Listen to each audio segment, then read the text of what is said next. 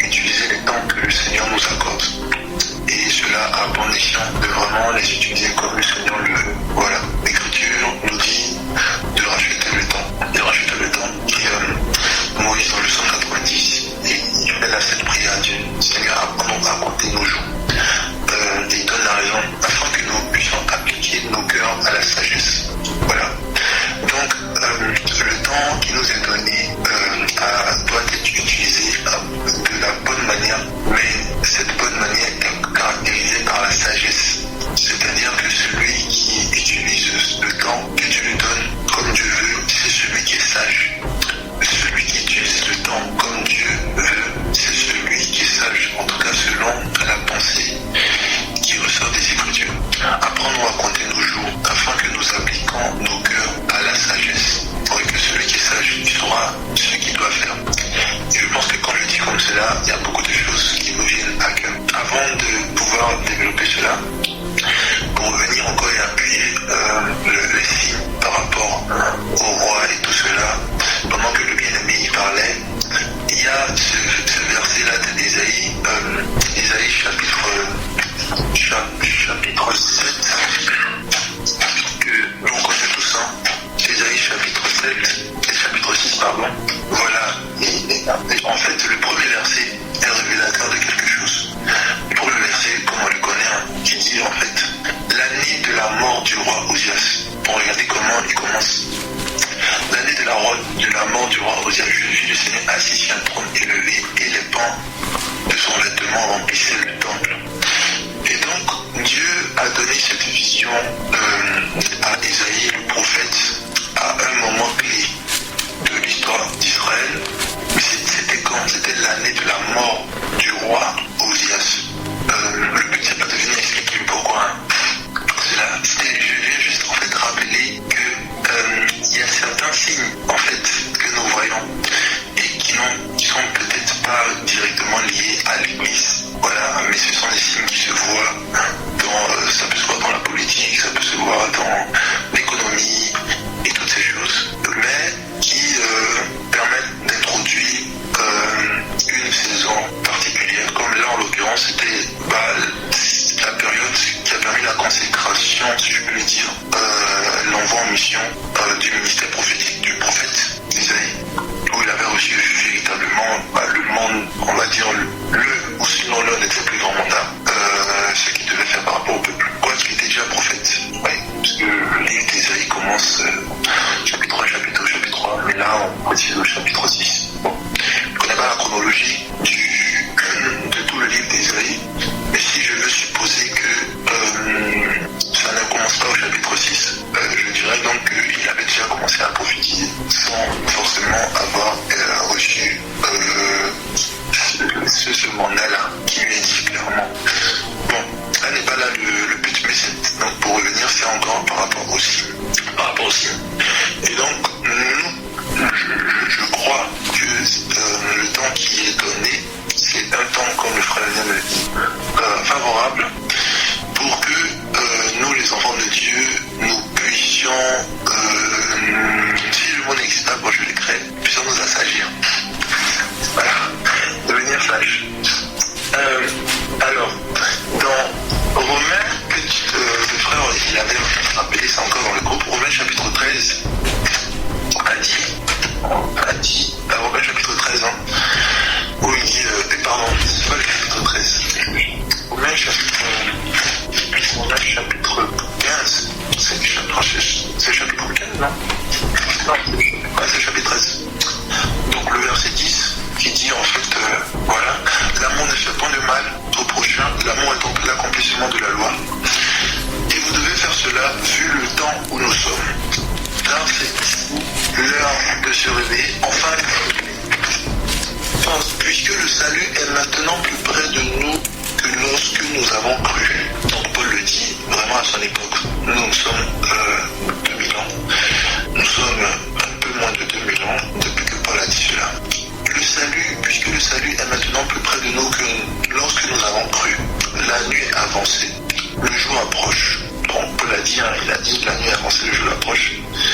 Et là, nous sommes 2000 ans, un peu moins, voilà, depuis que Paul a écrit cela.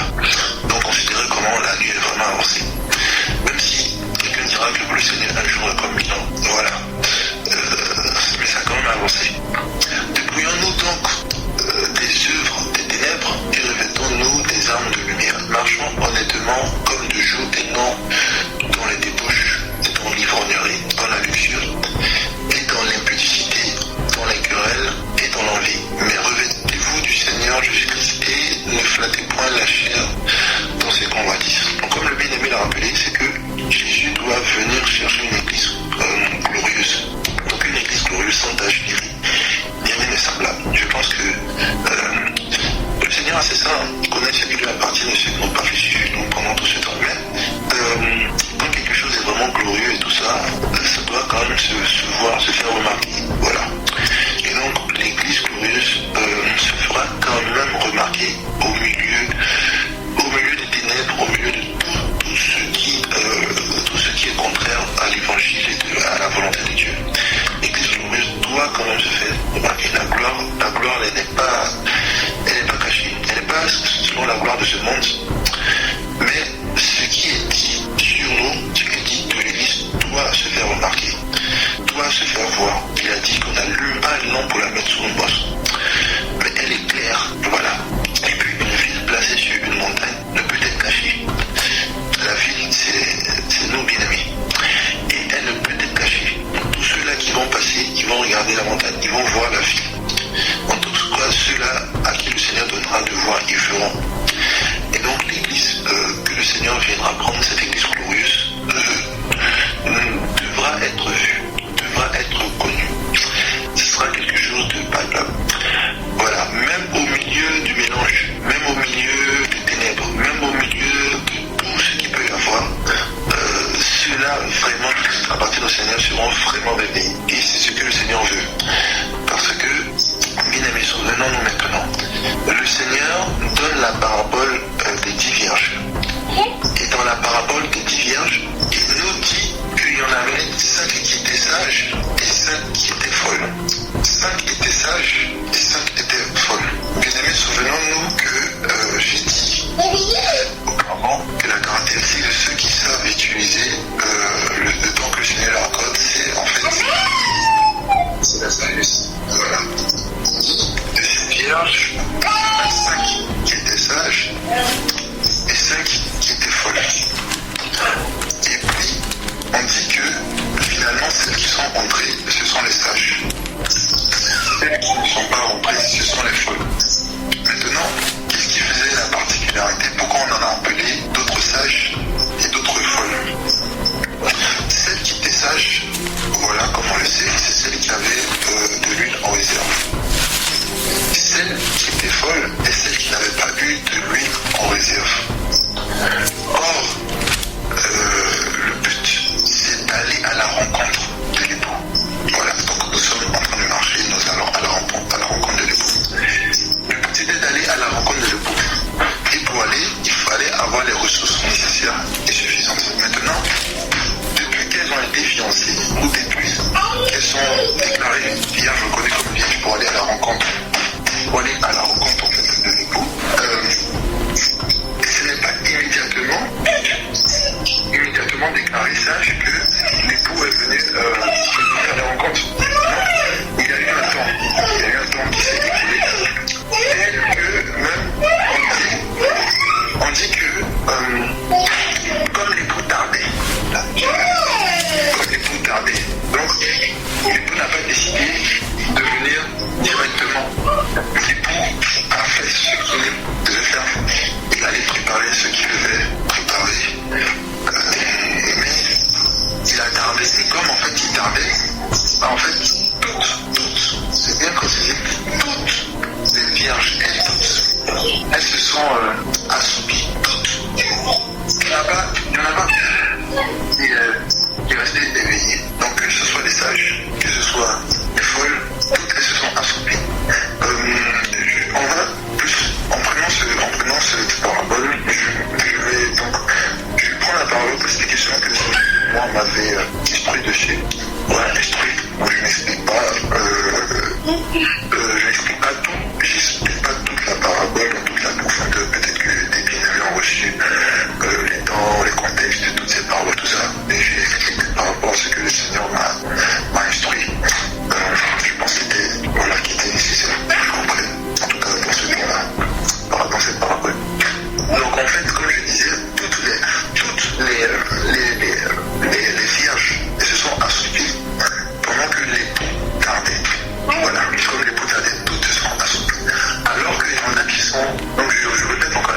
sont sages, et il y en a qui sont poilus. Mais le fait était que l'époux avait tardé. Donc il y a un temps.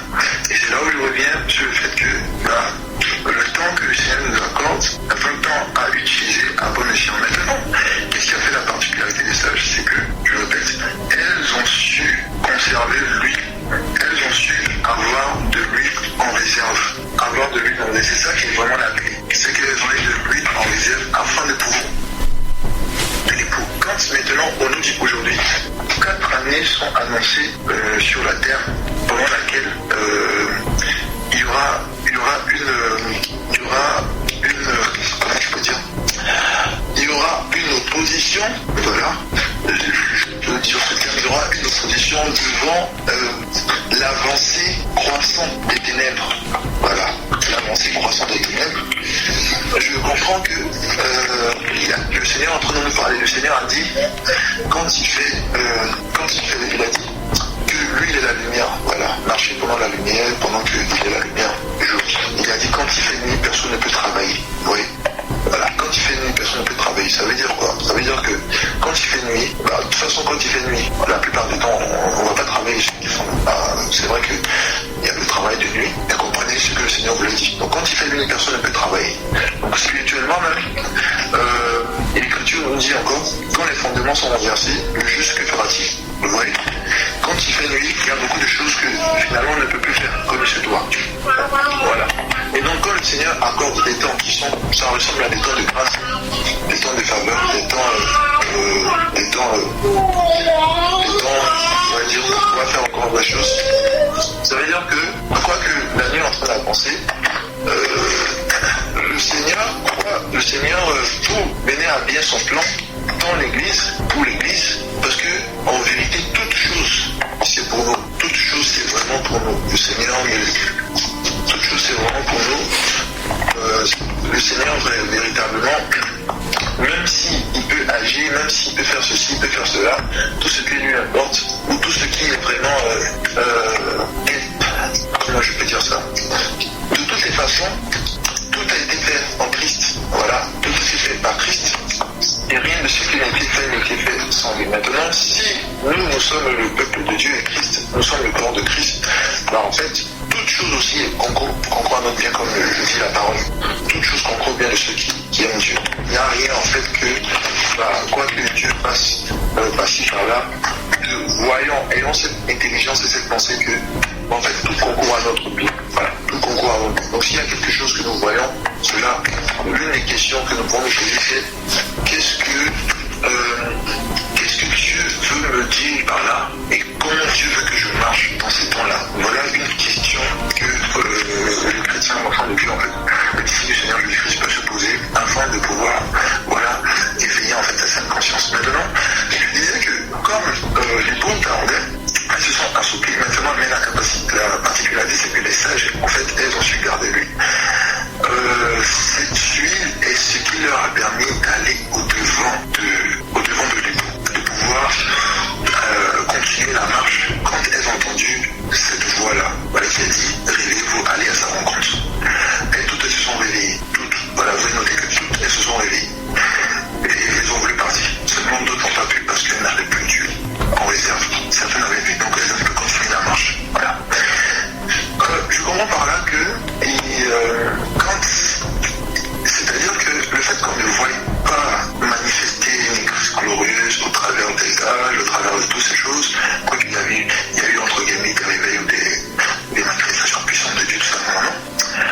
Quoi qu'on ne voit pas de façon constante et tout ça, ça veut pas dire qu'il n'y a pas des gens qui sont sages, il n'y a pas des gens qui sont fidèles au Seigneur, non, parce que tu l'as dit, il se réserve toujours ceux qui ne fléchissent pas devant pareil. Voilà. Donc même au temps de Élie, le paysage spirituel n'était pas joli à voir. C'était vraiment catastrophique. Parce que c'était le temps où Élie était en train de prophétiser, c'était au temps où régnait Akab. Et vous savez ce que Dieu dit de Akab, ce que la parole de Dieu dit de Akab. On dit qu'il n'y avait aucun roi comme lui qui avait fait le mal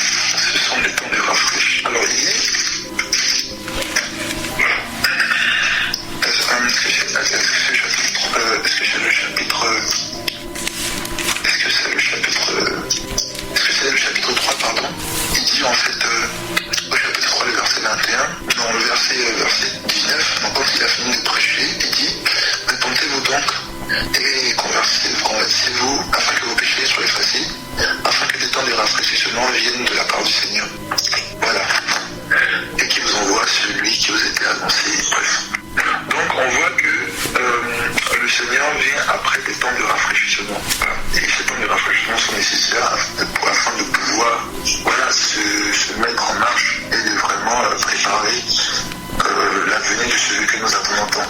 Parce que nous attendons la venue de notre roi glorieux. Voilà, il ne faut pas que ce glorieux Seigneur Jésus-Christ vienne nous trouver dans un état vraiment... Vous voyez, ce n'est pas... c'est un roi. Et au roi, il faut donner vraiment une épouse digne de ce nom. Maintenant, l'épouse doit vraiment être digne, elle doit vraiment être préparée comme il se doit, elle doit être vraiment présentable. Et quand il la voit, il doit pouvoir la louer. Donc il permettra que justement son épouse soit préparée comme il le faut, soit vraiment présentable, soit vraiment digne de l'honneur, voilà, qu'il puisse le louer, voilà, puisse la louer. Et comme c'est écrit dans Proverbe 31 que cette femme, la femme vertueuse, la femme vertueuse, son mari doit la louer. Voilà, si vous prenez Proverbe chapitre 31, on dit en fait au verset 21, avant le verset 21,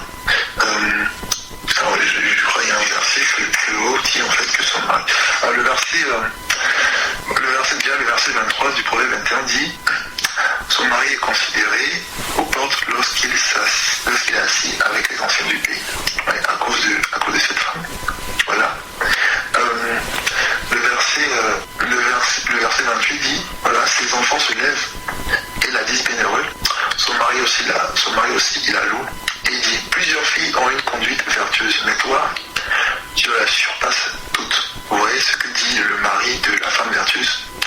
Il dit, la grâce est trompeuse, la beauté s'évanouit, mais la femme qui craint l'Éternel est celle qui sera louée. Donnez-lui du fruit de sa main et qu'il porte ses yeux la loue. Vous voyez, ça vraiment, on prend en fait ce passage en considérant la femme vertueuse comme l'Église.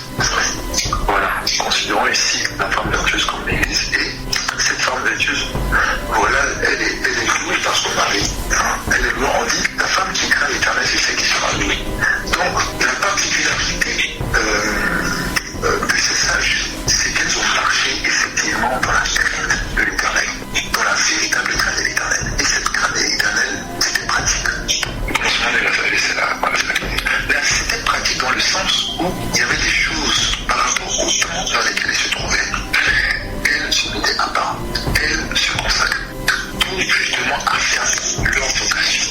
Affirmer leur vocation. Oui. Le but, c'est d'affermir ce que nous avons reçu de la part du Seigneur. Voilà. Maintenant, pour affirmer le Seigneur avec sa parole, il a placé, il a tracé un chemin comment nous devons marcher. Voilà. Et c'est celles et ceux-là qui marchent dans ce chemin qui sont justement en train de pouvoir faire des réserves. J'avais dit dans le passage précédent que le soldat, avant d'aller à la guerre, il est préparé. Il passe par quoi? Par beaucoup d'entraînement. Mais quand on recrute un soldat, les soldats, en fait, ils font beaucoup d'entraînement, ils font beaucoup de choses difficiles. Toutes ces choses-là en vue d'un probable combat, d'une probable guerre. Et ils sont envoyés en mission. Dès qu'il y a une guerre, il y a une mission par-ci, par-là, tout ça, ils sont préparés. Vous voyez, ce n'est pas sur le tas qu'ils vont improviser comment utiliser l'arme, comment ils doivent marcher en rang resserré, comment ils doivent se protéger de ces choses-là. Non, ce n'est pas en fait que quand ces choses-là arrivent que ils font des noms. Ils sont passés par un processus. Voilà, ils sont passés par un processus. Et du coup, quand la guerre est arrivée, on trouve que ils sont prêts. Le soldat qui ne s'est pas autant préparé, il n'a pas su véritablement manier l'arme. Quand le temps de la guerre arrive, l'arme, il va à ses dépens, il va apprendre. Voilà, il va apprendre. Et si malheureusement il n'a pas eu cette grâce, ça sera tant pis pour lui. Mais il y a une préparation en fait avant en fait ces temps-là. Et ce qu'il faut comprendre par rapport à cette parabole, c'est que justement, pendant que l'époux tardait, elles ont eu la sagesse et l'intelligence de pouvoir conserver l'huile, parce que elle se dit, voilà, l'époux, oui, l'époux vient, mais il faut se préparer, on ne sait pas à quel moment est-ce qu'il viendra. Et du coup, s'il tarde à venir, il faudrait qu'on puisse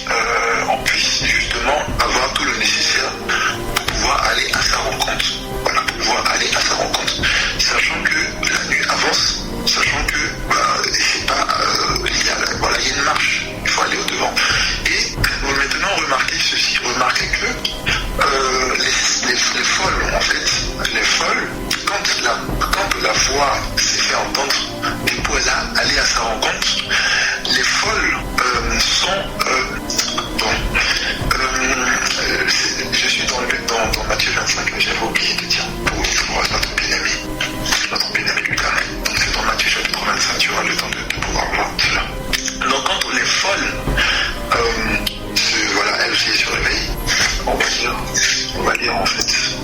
Donc, on va tous ensemble.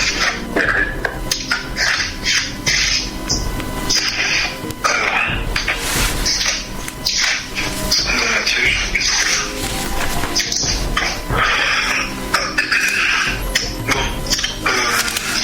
Matthieu chapitre 25, on va lire en fait au verset, on va lire à partir du verset, à partir du, on peut tout lire, hein, on peut tout lire. Parce que, en fait Lucas, si tu as ta Bible devant toi? Oui, ici, là je suis au chapitre 25. Ok, tu as quel verset avec toi? Oui, c'est bon. D'accord.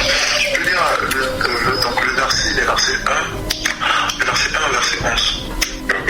Alors, le royaume des cieux sera semblable à 10 vierges qui, ayant pris leur lampe, allèrent à la rencontre de l'époux. 5 d'entre elles étaient folles et 5 sages. Les folles, en prenant leur lampe, ne prirent point d'huile avec elles. Mais les sages, prirent avec leur lampe de l'huile dans des vases. Comme l'époux tardait, toutes s'assoupirent et s'endormirent. Au milieu de la nuit, on cria. Voici l'époux allait à sa rencontre. Alors que ces vierges se réveillèrent et préparèrent leur lampe. Les folles dirent aux sages, donnez-nous de votre huile, car nos lampes s'éteignent. Les sages répondirent, non, il n'en aura pas assez pour nous et pour vous. Allez plutôt chez ceux qui en vendent et achetez-en pour vous.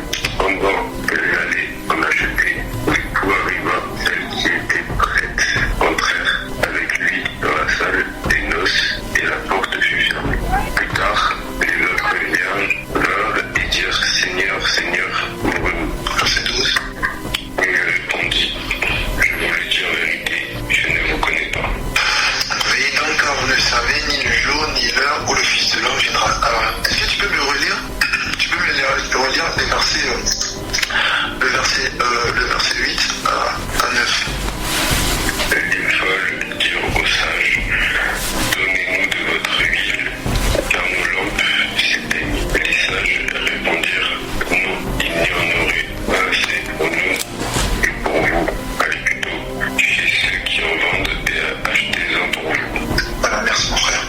Donc en fait, vous voyez que les folles se sont présentées se sont approchées des sages pour leur demander de l'huile, parce que leur lampe s'éteignait, et les sages ont répondu qu'elles ont dit que, ah non, mais elles craignent en fait qu'elle n'ait pas assez pour elle. Voilà. Donc, en gros, elle ne peut pas partager. Si je te donne ça, pas sûr que moi je puisse aller au-devant de l'époux comme il se doit, parce que j'ai besoin moi de cela. J'ai besoin de cela. Donc c'est quelque chose dont on a besoin pour pouvoir arriver. Voilà, pour pouvoir arriver devant le Seigneur, pour pouvoir en tout cas pour pouvoir aller à la rencontre de l'époux. Donc c'est ce qu'ils sont en train de dire. Regardez maintenant ce que le Seigneur dit. Écoutez ce que le Seigneur dit dans Apocalypse chapitre 3, le verset 11. Apocalypse chapitre 3, le verset 11. Bon, je vais lire pour aller rapidement. Il dit, Apocalypse chapitre 3, verset 11. Je viens bientôt, retiens ce que tu as afin que personne ne prenne ta couronne. Donc ici c'est le Seigneur Jésus qui s'adresse à l'église de Philadelphie après les avoir encouragés et félicités de ce que ils ont gardé la parole de la persévérance, la parole de la patience. Voilà, ils ont gardé sa parole. Et alors, il leur dit qu'il va les garder de l'heure de la tentation qui va venir le monde entier pour éprouver les habitants de la terre, tout ça. Mais il termine en disant, je viens bientôt, tiens ferme ce que tu as. Pourquoi? Afin que personne ne prenne ta couronne. Tiens ferme. Afin que personne ne prenne ta couronne. Donc tu as quelque chose. Et c'est ce quelque chose-là, justement, qui en fait symbolise qu'il y a une couronne qui doit être donnée à cause de ce quelque chose-là.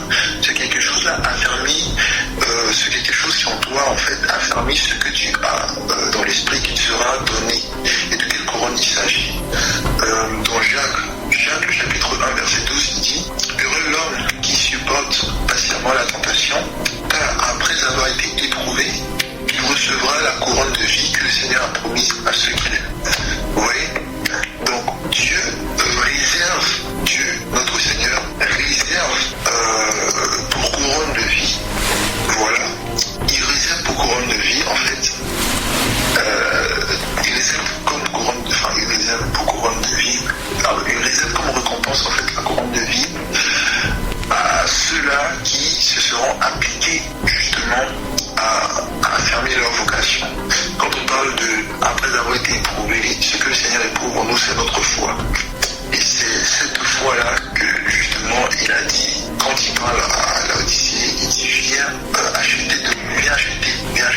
moi, de l'or éprouvé par le feu.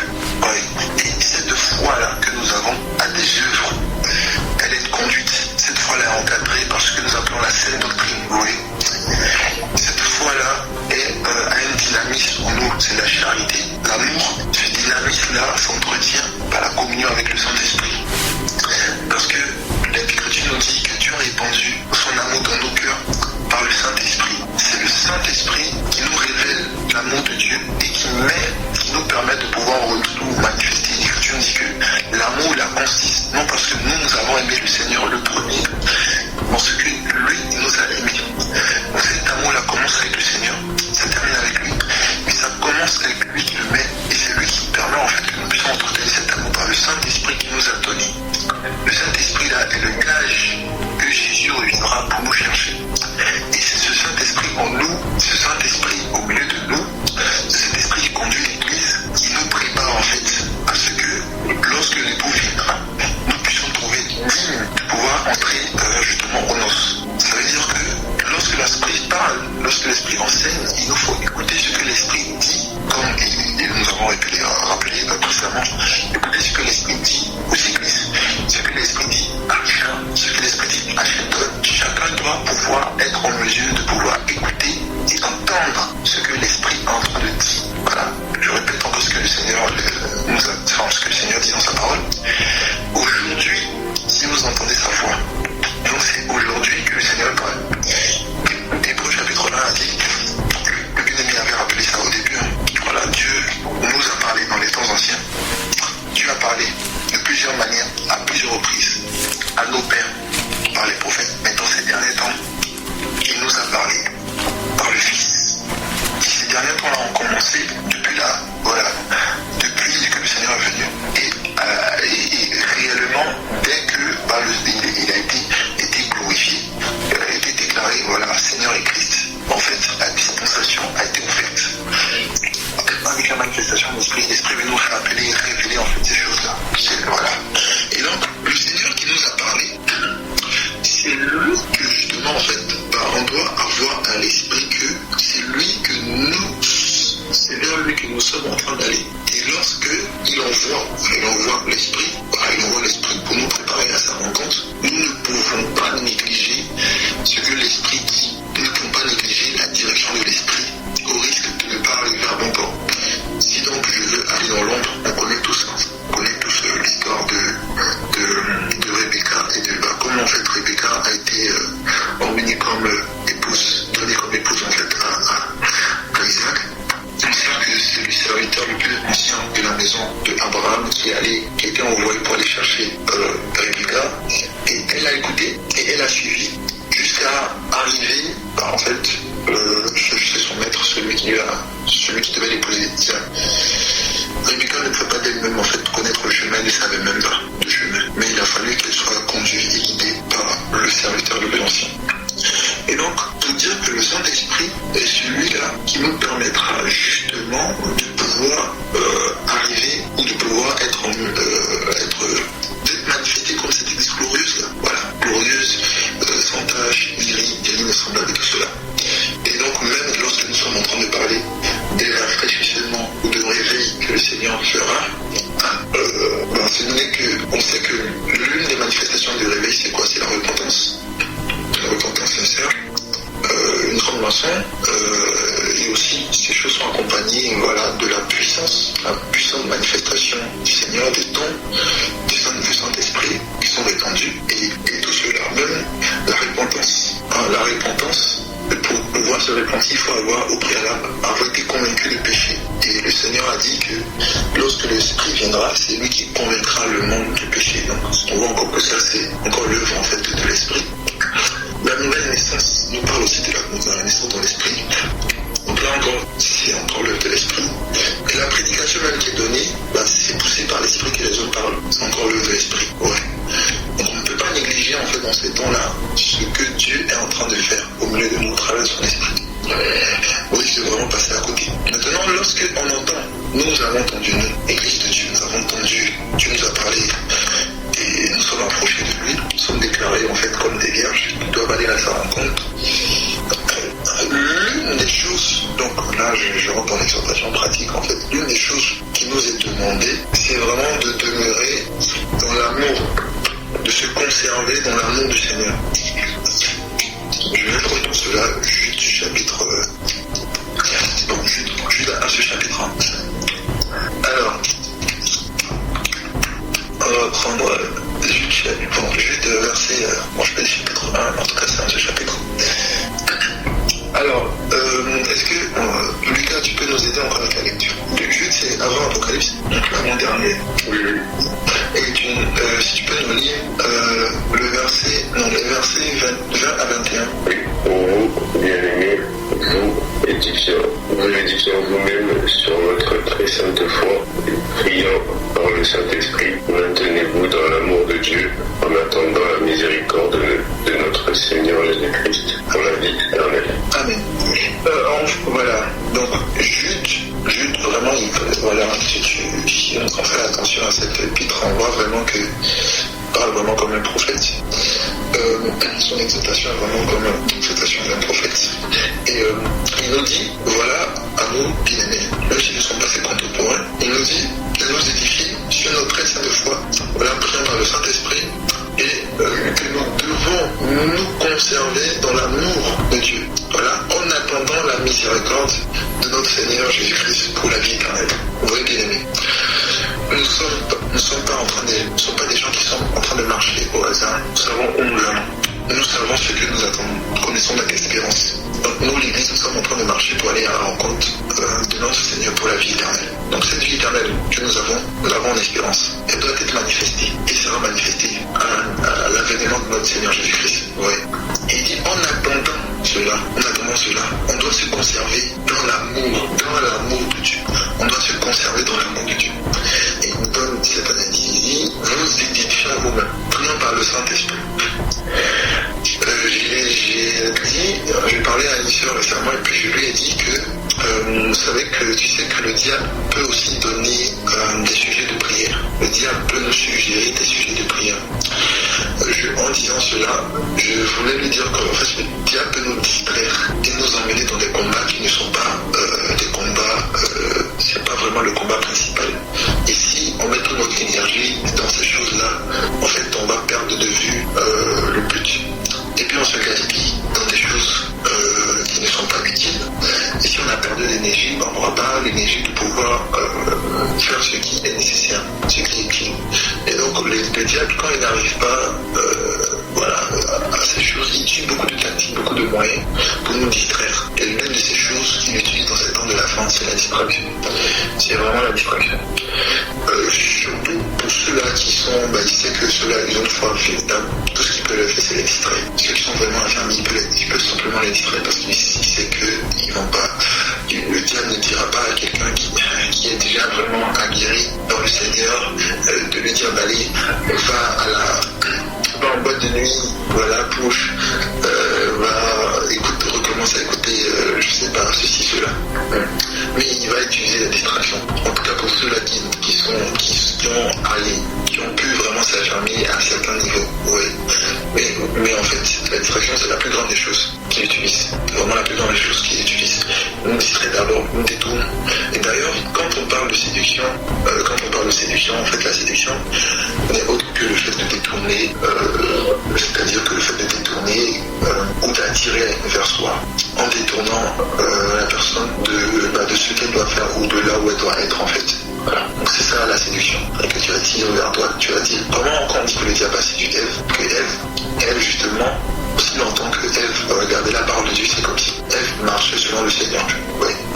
Et donc quand le diable est venu lui donner une autre parole, Ève s'est détournée en fait de la parole que le Seigneur lui a donnée. Elle a marché autrement. Donc en mangeant le fruit défendu, elle a eu une autre marche, un autre style. Elle a commencé à avoir d'autres vœux. Et donc sa séduction a eu pour but en fait de la détourner et de la ramener, de la tirer en fait vers le diable. Ouais. Ce que la séduction en fait est produit, du coup, qu'est-ce qu'il faisait en fait? Il était en train de la distraire de ce qu'elle devait rester. Il a commencé par distraire, de ce qu'elle devait rester là où elle doit être, c'est-à-dire auprès de son mari. Bon, même quoi qu'elle était auprès de son mari, mais sous la parole en fait du Seigneur. Et souvent je dis, dit en fait que quand on dit, regardez ce que Paul dit. Il dit dans Éphésiens chapitre 4, voici ce que je déclare dans le Seigneur. Et puis il commence à donner une série de recommandations et d'exhortations. Mais il dit ce que je déclare dans le Seigneur. Et il dit ce qu'il déclare dans le Seigneur comme si en fait le Seigneur, et à plusieurs reprises on le voit, comme si être dans le Seigneur c'est comme un lieu, c'est comme une place, c'est comme comment je peux le dire, c'est comme si le Seigneur, comme une maison, vous voyez, c'est comme dans tous les cas nous sommes dans la maison du Seigneur, hein. Paul dit à Timothée, quand il lui écrit, il lui dit en fait que je t'écris ces choses avec l'espérance de venir vers toi, mais si je t'aide afin que tu saches comment il fait se conduire dans la maison du Seigneur, voilà, qui est l'appel et la colonne cafetière. Donc dans la maison du Seigneur, il y a donc une manière de se comporter en fait. Et elle était comme dans la maison du Seigneur aussi longtemps qu'elle était soumise à sa parole, à la parole du Seigneur. Et donc quand elle écoute une autre parole, en fait, cette autre parole a pour but de la faire sortir. Voilà. Et il a détourné d'être sous la protection du Seigneur. Donc en fait, elle ne devait que rester sous cette, je sais pas le bon mot là, sous cette, je peux utiliser cette couverture-là, voilà, sous cette couverture-là, justement, pour continuer de faire la volonté du Seigneur. Mais le diable, dans l'une de ces tactiques, l'une de ces choses qui utilisent, c'est vraiment beaucoup la distraction.